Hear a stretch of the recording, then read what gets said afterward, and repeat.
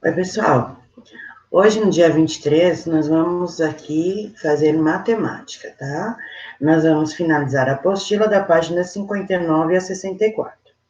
Então, retomando a aula de ontem, que nós falamos sobre quem era a pessoa mais velha da família, daí a gente vai fazer uma comparação que é em sua turma quem tem na família a pessoa mais idosa.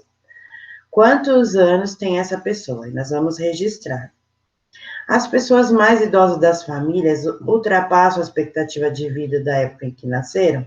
Aí nós vamos olhar lá no gráfico que estava mostrando de acordo com a data de nascimento, tá bom? Depois nós temos aqui, leia o texto a seguir, monte uma tabela, e depois dessa tabela a gente vai montar um gráfico, tá bom? Então nós temos a seguinte informação. A poluição do ar das grandes cidades é um fator de agravamento de uma série de doenças respiratórias, principalmente em crianças. Uma parte considerável dos poluentes nas metrópoles é despejada diariamente por veículos movidos a gasolina e a diesel. Se, em 1960, a frota brasileira não alcançava meio milhão de veículos, ela aumentou rapidamente. De lá para cá, em 2009, circulavam no país por volta de 34 milhões de automóveis. 5 anos depois, já eram quase 48 milhões. E, até 2019, a frota aumentou para perto de 55 milhões de automóveis. O número de motocicletas, que era aproximadamente de 12 milhões em 99, aumentou para 7 milhões em 5 anos.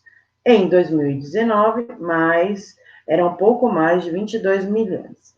Então, nós vamos fazer esse gráfico ao vivo na lousa, tá bom? Nós vamos tratar de quais, primeiro, assuntos na tabela. Nós vamos colocar lá na nossa tabela, frota de veículos, tracinho, Brasil. Aí, na segunda linha, nós temos dois comparativos, automóvel e motocicleta. Na terceira linha, a gente vai fazer referência aos anos, que são 2009, 2014 e 2019. E aí colocaremos aqui os dados que estão sendo apresentados aqui no texto. Automóvel em 2009 era tanto, motocicleta era tanto.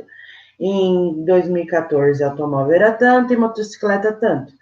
E em 2019, automóvel era tanto e motocicleta mais outro tanto. Depois que fizemos esses dados, nós vamos fazer um gráfico aqui. Aí, esse gráfico a gente vai fazer com a régua, né? Vamos fazer a variável numérica, que é aquela variável em pé. Depois, nós vamos separar por cores a identificação do automóvel e da motocicleta. E aqui embaixo colocaremos os anos que foram pesquisados, tá? Os dados foram apresentados: 2009, 2014, 2019, certo? Continuando, nós vamos fazer problemas com áreas e perímetros. Patrícia e Mauro estão em busca de um terreno para construir uma clínica de fisioterapia. Eles precisam de um espaço que tenha pelo menos 20 metros de comprimento e um dos lados e no mínimo 600 metros quadrados. Veja os anúncios. Aí eu vou ter que ler no meu livro. Esquina maravilhosa, terreno retangular, com 32 metros de frente para a Avenida Andorinha e 16 metros para a Rua Canário. 563 mil. Envie sua proposta de compra para pgm@pml.com. Aí na proposta 2 tem: vendo terreno retangular, 630 metros quadrados, com 18 metros de frente para a Avenida Colibri. 573 mil, tratar com o proprietário pelo fone, tá? Tá? Então vamos lá. Os dois terrenos têm formato retangular. O que isso quer dizer sobre as medidas dos seus lados? Se é retangular, ele tem dois lados menores e dois lados maiores. O que significa a informação de que o terreno precisa ter no mínimo 600 metros quadrados? Está me dizendo que eu preciso de um terreno que tenha essa metragem. Você sabe a diferença entre perímetro e área? Depois de conversar com seus colegas e professores, escreva um texto de conclusão sobre as conclusões que chegaram. Aí nós vamos fazer as conclusões coletivas, tá bom? Passando para a próxima página, essas atividades referem-se aos terrenos que Patrícia e Mauro selecionaram. Vamos descobrir se esses terrenos atendem à necessidade deles. As exigências são 20 metros em um dos lados e área de 600 metros. Usamos as informações sobre cada um dos terrenos para verificar se atendem às exigências. Carambas! O terreno 1, ele tem 32 metros de frente. Terreno 1, 32 de frente. Portanto, atende à exigência de ter pelo menos 20 metros de ondulado, ok? Para ver se esse terreno tem a área mínima necessária, podemos pensar assim. Ele tem 32 aqui, aí ele tem 1 metro por 1 metro. 1 vezes 1, que dá 1 metro quadrado. Então, eu vou fazer o seguinte. Se aqui eu sei que eu tenho 16 metros e aqui eu tenho 32 metros, eu vou fazer este vezes este. Calcule a área deste terreno. Aí nós temos as etiquetinhas aqui, tá bom? Se atende, não atende, atende, não atende. De acordo com o meu resultado desta conta, eu vou ver se atende ou não atende. No terreno 2, eu sei que tem 630 metros quadrados de área, portanto, atende a uma das exigências. Leia o que a professora está dizendo. Deixa eu virar minha página aqui. Multiplicando a medida de um dos lados do retângulo pela medida do outro, calculamos a área de um retângulo. Então, se eu sei aqui, ó, que de um lado eu tenho 18, ó, tá escrito aqui, tananã vezes 18 igual a 630. Como que eu vou fazer mesmo? A operação inversa. Então, eu sei que quadradinho igual a 630, se aqui é vezes, vou dividir. E aí, o meu resultado, eu vou saber quanto tem o outro lado, tá bom? Um eu sei que tem 18, o outro eu não sei, aí eu vou descobrir. Aí a gente vai colar a etiqueta se atende ou não atende às exigências. Escolha uma etiqueta daqui, ó, a da segunda. Anote as figuras a seguir, as medidas dos terrenos. Escolha uma etiqueta. Anote nas figuras a seguir as medidas dos terrenos das atividades anteriores. Então, no terreno 1, eu descobri que tinha 16 metros na lateral e 32 metros de comprimento. No terreno 2, eu já sabia que 18 era uma metragem das laterais. E com o resultado da minha conta, eu vou descobrir quanto tem de comprimento. E aqui eu vou fazer a minha conta. Então, assim, ó, se eu tenho 16 e 16 aqui, é 16 mais 16, mais 32, mais 32. Tá bom? Ou posso fazer 2 vezes 16, mais 2 vezes 32. Neste terreno 2, depois que eu descobri aqui, eu posso fazer 2 vezes esse valor que eu descobri, mais 2 vezes esse valor que eu descobri. Nós vamos fazer na aula ao vivo, tá bom? Passando a página, nós vamos aqui, ó. Patrícia e Mauro compraram um terreno 2. Vão dar 300 mil de entrada e pagar o restante em 10 prestações mensais. Então, ó, era o valor lá do terreno, era 573.300. Eles deram 300 mil de entrada, então eu vou fazer uma subtração. Depois, o resultado eu vou dividir por 10, eu vou saber o valor de cada prestação.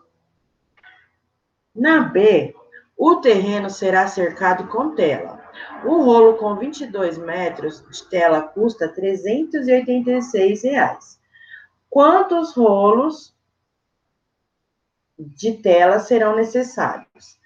Então, eu sei que eu tenho tantos metros e eu vou dividir por 22, tá bom?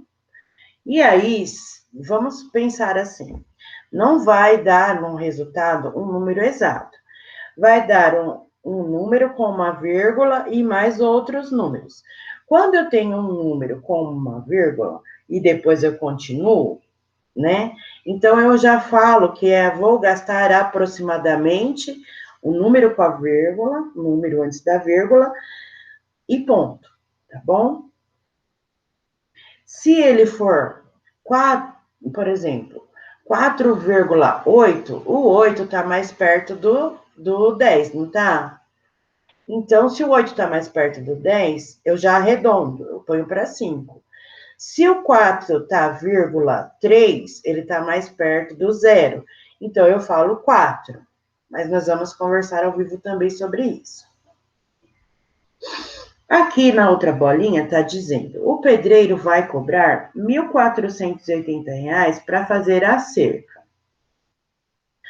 Quanto um metro, né? Não, o pedreiro vai cobrar R$ 1.480 para fazer a cerca.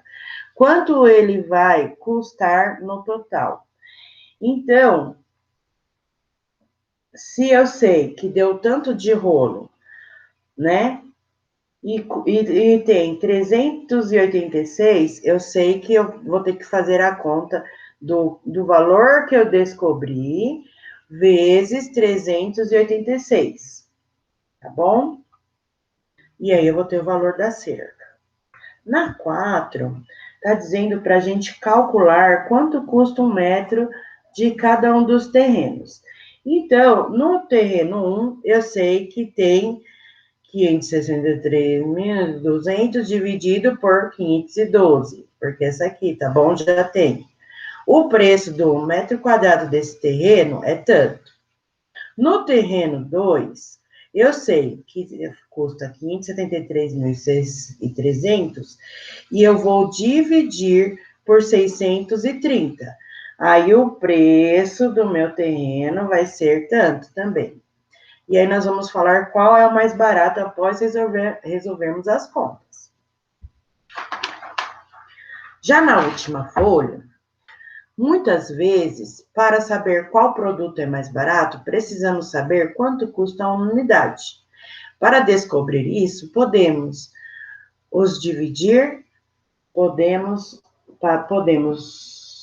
dividir o total pela quantidade de unidades. Veja as ofertas de produtos em um mercado. Qual pacote será mais vantajoso comprar?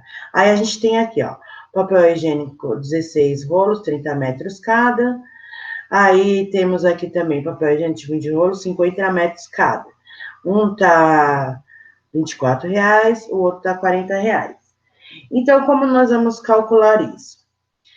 16 rolos com 30 metros cada é 16 dividido, 16 rolos com 30 metros cada, eu vou fazer o seguinte, quantos metros eu tenho no total? Eu vou fazer os 16 vezes 30, que deu 480 metros. Desses 480 metros, eles custam R$24. Então, eu vou fazer 24 dividido por 480, ou 480 dividido por 4, que vai dar 0,05. 1 metro de cada rolo desse pacote custa 5 centavos. Na outra condição é o seguinte, eu tenho 20 rolos com 50 metros cada um, aumentou a metragem. Então, o que eu tenho que fazer? Eu tenho 20 rolos vezes 50, que dá 1.000 metros de papel higiênico aqui no total. Desses 1.000 metros, eu sei que custam R$40 todos esses 1.000 metros. Eu vou fazer 40 dividido por 1.000, que dá 0,04, que é igual a 4 centavos cada metro. Então, se eu for pensar em vantagem de preço, eu pagarei menos no que vem 50 metros cada rolo. Em geral, os supermercados apresentam nas etiquetas o preço por unidade, para facilitar a decisão do cliente, mas não é sempre, né, pessoal? Então, nós temos aqui as questões. Embalagem com 4 garrafas com 1 litro custa R$ 31,60. Então, a gente vai calcular qual é a situação mais vantajosa. Por exemplo, na do suco de fruta, na A, eu tenho aqui a embalagem com 4 garrafas e tem 1 litro cada uma, e custa R$ 31,60. Então, eu vou pegar esse R$ 31,60 e vou dividir pelas 4 unidades. Aí vai dar um valor. Depois, tem aqui a embalagem com 3 garrafas, mas tem 1,5 litro cada um. Dessa daqui, eu vou pegar o quê, ó? Se eu sei que eu tenho 3 embalagens com 1,5 litro, então eu vou fazer 3 vezes 1,5. Vai dar um valor. Desse valor, eu vou pegar o 35, que é o valor dele total, e vou dividir pelo valor que eu descobri. Aí vai sair tanto também. Ficou interessante essa situação aqui. Quando a gente fizer a conta, vocês verão. E na resposta, a gente vai fazer a equivalência e depois vamos registrar. No outro caso, nós temos sabonetes. Eu tenho um pacote com 8 unidades de 50 gramas, cada custa R$ 28,00. Então, primeiro, eu vou fazer o 8 vezes os 50, tá? Para saber quanto eu tenho de peso. Depois, o resultado, eu vou dividir por 28, que é o preço dele. Vai dar o valor unitário. Depois aqui, eu tenho um pacote com 6 unidades de 60 gramas. Aumentaram as gramas. Os gramas. Cada custa R$ 21,60. Então, vamos lá.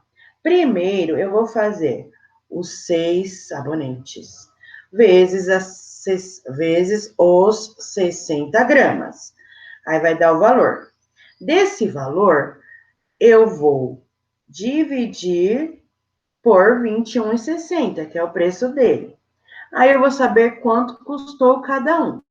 E na resposta, eu vou dizer qual é o preço, qual é a oferta mais vantajosa, certo?